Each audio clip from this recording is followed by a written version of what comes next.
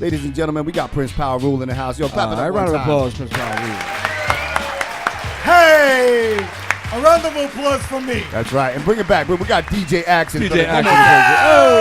Oh! You know, I love when me and him are sitting next to each other because then you really see like it's Powerule. That's right. Like, so many niggas just like put up flyers. Hey, that's Prince from Powerule. He's gonna be here and all that and stuff. And they forget about my fucking brother. And my brother is right here. He is a Powerule member. That's right. And he's Originator. a Dominican and a Puerto Rican. Oh, man. Thank you. That's right. Double whammy. So welcome back, man. This is not the first visit, of course. Of course not. But we love having you guys back anytime, man. I don't know if y'all saw the Powerule love that's in here right now. Look at It's all crazy. the t-shirts. Word. Them shits are fucking crazy. Yo, big up the whole FTSR crew, man, because I love y'all to death. I always tell y'all the new Stretch and Bobbito. No, fuck it. Y'all just flip the script radio. We need but a let me tell you man. something. Let me tell you something, dude. Nah, for real. There is no station like this in existence in the United States or anywhere around the world. This is the most beautiful family atmosphere. It's the greatest. Karina came in with the fucking Pernil. What? We fucking got Miller High Lifes. We got a bottle of Jack. Are you fucking kidding me on, right don't get now, no better than dude? that. Powerule t-shirts. We're ready.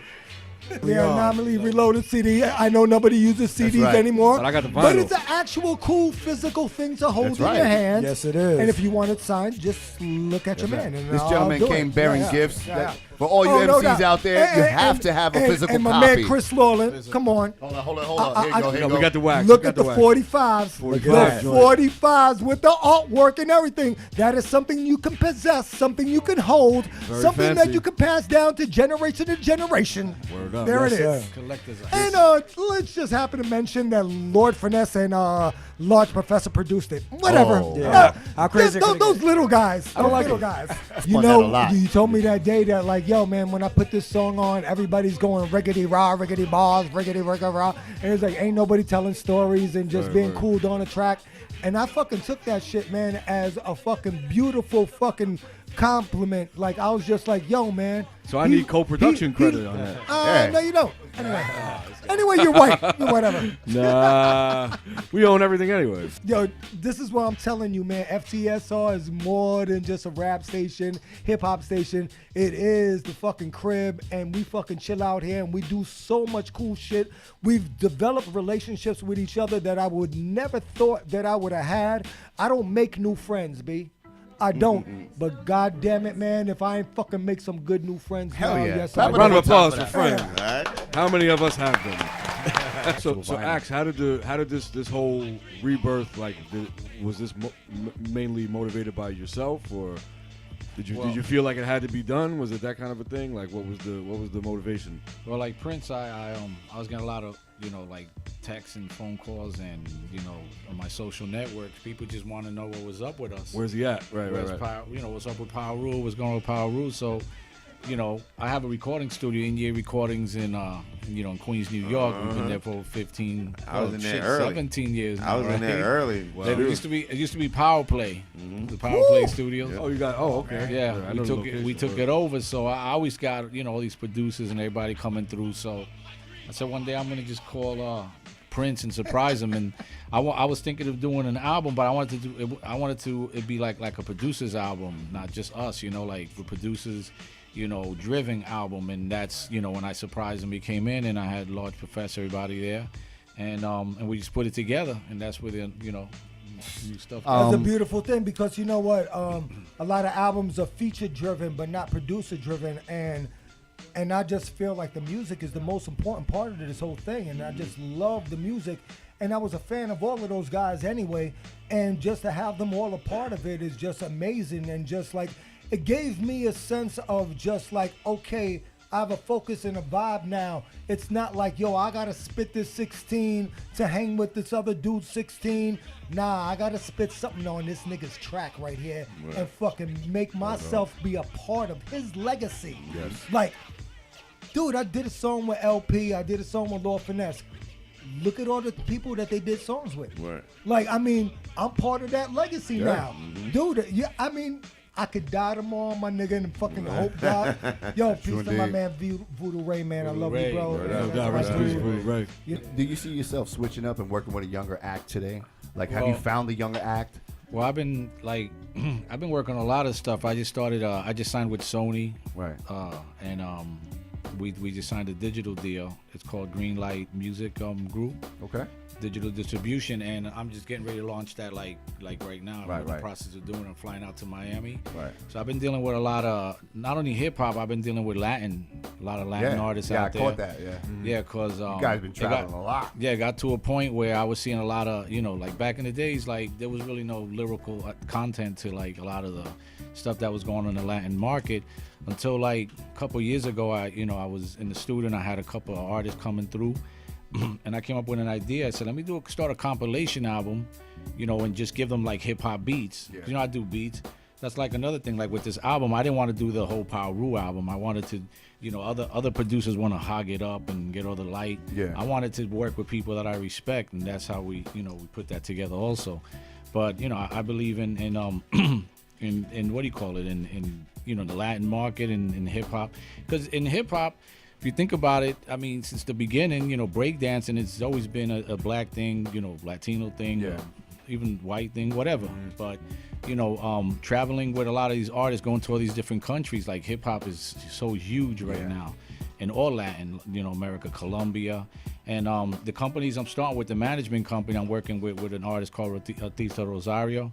He does hip What hop, up, but he does Rosario? reggaeton. Yeah. Yeah. With a Millamo Entertainment, that's another company that I'm working with. That's we're not just a Latin company, but we're working with Latin artists, and the distribution company is going to be with also everything too. It's not just a Latin company as well. But traveling Latin America and all that stuff is it's made me view music real different now. Like I'm more behind the scenes now. You know. Yeah. Shout out to Nico, man. Yeah, we Yeah, talk about yeah, Nico. shout Yeah, he out to travels Nico. with us. Like, I don't fuck with niggas that ain't got fucking lyrics, Word. period. You know what I'm saying? Yeah. Because I come from a lyrical generation. I mean, I've seen the fucking creation from fucking Do the Pee Wee Herman to fucking It's Run's House to It's My Melody to It's Raw to fucking Streets of New York to fucking It Ain't Hard to Tell to fucking Wu-Tang Forever. Yo, dude, I just You seen the niggas evolution. get better and better and better. So why do you want to go backwards? I hear someone. Can this person transcend genres? Can you do trap music? Can you do hip hop music? Can you do jazz? Can you do an a cappella album? Can you do something that's totally out of the box? Can you do a rock album? Not that you Whatever. want him to, but you want to know if he can. No. But are you a fucking real artist Yeah. and Are you you love flexible music? like that? Yeah. You can do that shit. Yeah. El will tell you, El could do anything. Oh, yeah. That nigga could rock on a rock beat, a fucking jazz beat, a hip hop beat. Did you ever hear his country a album? fucking, yeah. I heard him did some shit with a pick and a fiddle. Yeah. There ain't no reason for fucking 3 verses, 3 choruses, or whatever that. People's attention spans are fucking shorter now anyway. Plus, you got So the point just- across, though. That's what it's all you about. fucking just did it and you do You it. slapped him and left. It's punk rock, baby. You said, "Here, you Punk rock, fucking baby. son of a bitches, take this." I'm out. Yeah. These are the words that I manifest. I Manifest. Woo, that's my man Guru. Yo, me and that man Guru, rest in peace to that brother. Man, we hung out a lot. I'd see Guru He was a regular at 2 everywhere. o'clock in the afternoon on Broadway. So when Def Jam was on Broadway, I think it was 622 Broadway or whatever it was. And so we just be walking down the block. You know what I'm saying? We was like from all different hoods, but we all gravitated downtown. I'd see Guru and I'd be like, yo, come with me, man. Yo, there's these girls from NYU that got an apartment. They got 3 bedrooms and they got a fucking balcony. Let's have a barbecue. I think I know that place. Yo, dude, we used to have barbecues at 2 o'clock in the afternoon, smoking L's, drinking and going crazy. There'd be all kinds of rappers there. We just bring That's them the all life. together, That's man. the I talk about it all the time. And No money, dude. No money. that was such a moment. That was such They a moment. paid in for time. it. They paid for it. Hey, where are the white women at? They'll be here shortly. Dude, congratulations to NYU for bringing me so much joy to my life. All those NYU girls, fucking thank you for fucking funding my life for A round of like 10 applause years. for NYU, girl. Thank you for funding me for 10 years. They supported Prince. He might not be here if it wasn't for them. Hey, if it wasn't for y'all, I wouldn't have any Da Vinci. So shout out to Susie Finkelberger. We appreciate your I contribution. can actually. Yeah. Yo, that is That right there. That is the joint. You know what that reminds me of? That song that Rakim wrote. Summer, summer, summertime. Oh, yeah. I'm not gonna give props to Will Smith. Word. Props. Wait a minute. That's what it reminds me of. Rakim wrote that? Yeah, he wrote it. Rakim wrote that. Yeah, Holy shit, that's why he sounded like, here it is. Oh, shit. Yo, dude, you just gave me some. I didn't even fucking know that. That's Rakim all day. Rakim wrote that? Yo, did you Yeah, know? that album was crazy. When Okay, that came can we out. talk Crazy. about the doc for 1 He wrote a second? lot of Let's go. people's Let's go. records. Yo, wait a second. Now, the doc, right when he came out, he came off of NWA and everything, but the doc was the fucking solo face, the only dude by himself, just holding it down. Yeah. How ill was It's Getting Funky, it's the Diggy Diggy Crazy. Doc, It's the crazy. Formula, all that shit. Yo, that nigga rocking. went platinum when niggas weren't going platinum. He was the fucking, he had charisma, he had style, he had everything. The doc was See, my now I favorite need to hear rapper. the formula. Yeah. Now I need to my hear the formula. God, the doc was the best. And to fucking lose your fucking voice, bro. Yo, just think about that, man. Like this, and then you talk like that. But that's Kinda like that. that's your bread and butter, man. I kind of like it. I kind of like You're it. so stupid. I wish you talk like that. Satchmo rap. Yo, dude, man, I can't I didn't even believe. say that. When I heard that, man, I really got sad, man, because the doc was my favorite MC at that time, man. Hold on, what we got here playing in the background? Hold on a second. Step it up. You should never underestimate the passion. I hope for the stage. Do we sound like he's from Texas? No. Nah. I kind of, I thought he was Jamaican and shit. I think he is, by way of Texas. Yo, it's the formula. Yeah. That was crazy at the time. When motherfuckers say there ain't no new good music, They're not you looking. ain't fucking Word. looking that They're hard, not B. looking. Real talk. Yo, dude, man. All my niggas in the whole wide world. Yo, dude, I listen to FUBU every day. That shit gets me up in the morning. Pause. And fucking, yo, take it easy. I think the seminal song for this album and what just sums it up that, exactly what, we were trying to express and like how we wanted to be perceived to people now after all this time.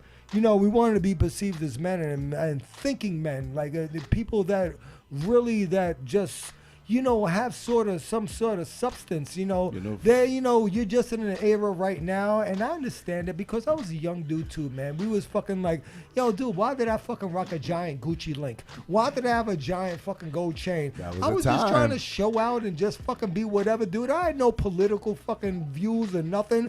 I just wanted to fucking be lit, as they say now, but I was fucking fresh then. Word. So, now I just want to fucking just people look at me as a man and respect me who I am. So I talk about my faults and everything like that, and glorify and praise is the fucking seminal fucking moment for me. up. And that shit, and thank you, Large Professor, for fucking being there for me. Large Professor's a nigga that been down with us from day one. Large Professor, he did I Got to Get This on our first album. Large Professor wanted to do the whole album. Like, he was like, yo, I'll give you 3 G's a track. I'll do the whole album. Premier said that shit and all that. But we got fucking greedy and we didn't really understand what we were really doing. Yeah. So we had to just go through the process and everything like that. But yo, dude, we can be sitting here right now talking about Powerule, the first volume 1 that was produced by Large Professor and fucking DJ Premier. Word. And no, but guess what? We got them now, though. And We you're got it sitting now, here though. now. We all, how many years I later? am actually sitting. You're That's physically it. here after how many and years? I can in the game? stand as well. Word up. Yeah, clap it at one time. I try my best. My hemorrhoids are killing me, but I'm working. I'm trying.